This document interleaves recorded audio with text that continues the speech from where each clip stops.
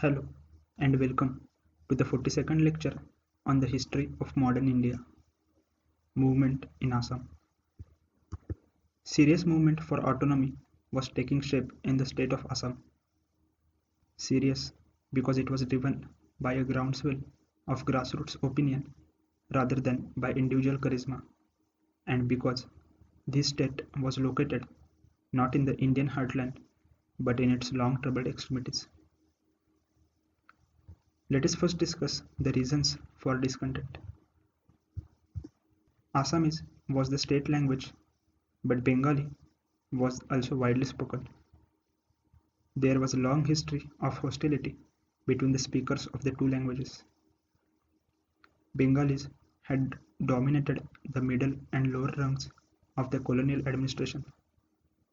As officials, teachers, and magistrates, they exercised great authority and power over the local Assamese, treating them with condescension and even contempt. Beginning in the late 19th century, land-hungry Bengali peasants had begun to move into the forests and lowlands of the Assam. After independence, this migration continued, accelerating whenever political instability or economic crisis affected East Bengal, or as it later became, Bangladesh. In the decade of 1970s, the number of registered voters in Assam jumped from 6.2 million to almost 9 million. The increase accounted for chiefly by immigrants from the Bangladesh. The Assamese feared cultural subordination at the hands of Bengali middle class and demographic conquest at the hands of Bengali peasantry. There were episodic riots in the 1950s and 1960s aimed at driving the immigrants back to where they came from. However, it was only from the late 1970s that these sentiments were transmuted into a widespread social movement. The key organization in this transformation was the All Assam Students' Union. Its network extended throughout the state. All student unions in the schools and colleges were affiliated to it. Beginning in 1979 and carrying on over the next 5 years, the ASU led hundreds of strikes and processions intended to press the central government to clear their homeland of the infiltrators. Assamese nationalists had based their arguments on culture and demography. ASU added a third leg to the stool: economics. The economy of Assam was manifestly dominated by outsiders. The rich tea plantations of the state were mostly owned by firms based in London or Calcutta. Assam had India's most productive oil fields, yet the liquid was pumped up by public sector firms that employed few locals. Worse, the oil was then sent to refineries located in other states. Local trade and commerce was controlled by Marwadis from Rajasthan. The Assam movement's larger demand was for a new economic policy where the state's residents could obtain income and employment from the best use of the state's natural resources.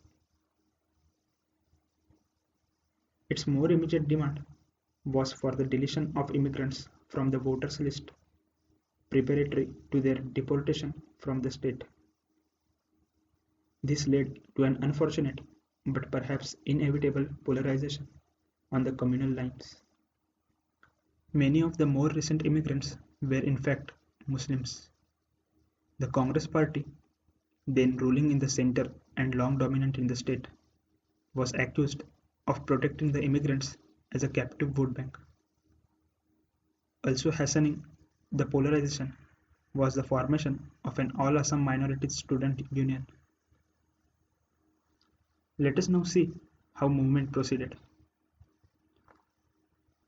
No longer was the movement confined to the literate or articulate. The Assamese people as a whole felt increasingly frustrated, driven to the wall. Aside from the anti-foreigner sentiment, the movement has developed other dangerous strains: anti-Bengali, anti-left, anti-Muslim, anti-non-Assamese, and slowly but discernibly anti-Indian. Bengalis were being attacked and their homes burnt, but the central government was also targeted.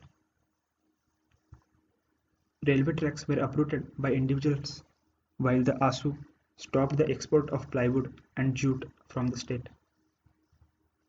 They were even successful in blocking the flow of oil, forcing the government to declare the pipeline and the land extending up to half a kilometer on either side of it as a protected area.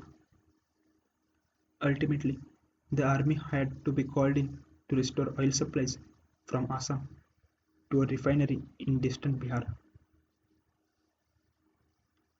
In the last week of July 1980, the Prime Minister warned the ASU leaders that their actions could lead to retribution. Suppose other states refused to supply Assam with steel. How would the Assamese develop their industry? Asked Indira Gandhi. Indian federalism was based on independence. It was only in the shadow of bigger unit that each unit can survive.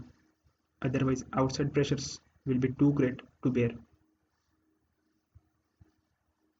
Even as this warning was issued, the central government had begun negotiations with the ASU leaders. The talks were to continue for the next 3 years, on and off, sparking fresh strikes and protests whenever they broke down. Officially, the negotiations were between the ASU on one side and Home Ministry on the other side. But numerous interlocutors were also used. One of them was the Gandhi Peace Foundation, and one was Manipur Chief Minister R.K. Dorendra Singh. The real bone of contention was the cutoff date beyond which immigration could be considered illegal. The ASU wanted all migrants who came in after 1951 to be removed from the voters list and deported. The government of India thought this struck at the federal principle, violating the freedom of citizens to move from one part of the country to another. They were prepared to recognize 1971 as the cutoff date, as it was then that the happenings in East Pakistan had provoked an unprecedented and unnatural migration across the border. Various compromises were discussed. One compromise, suggested by the Gandhi Peace Foundation, recommended that those who entered Assam between 1951 and 1961 be conferred the rights of residence and voting, in effect, citizenship. Those who came between 1961 and 1971 to be dispersed to the other states of India, and those who came after 25th March 1971 to be deported. In the event a solution proved intractable, the conflict continued and took even uglier forms. In one particularly gruesome incident, in February 1983, hundreds of Bengali Muslims were slaughtered by a mob of Assamese Hindus and tribals. At the same time, with the Assam movement, there was a still more serious agitation for greater autonomy in the state of Punjab. In our next video, we will discuss the crisis in Punjab, emerging in the form of Khalistan movement. Thank you for watching this video. Please like, share and comment because discussion is solution. For more discussions, please subscribe our channel.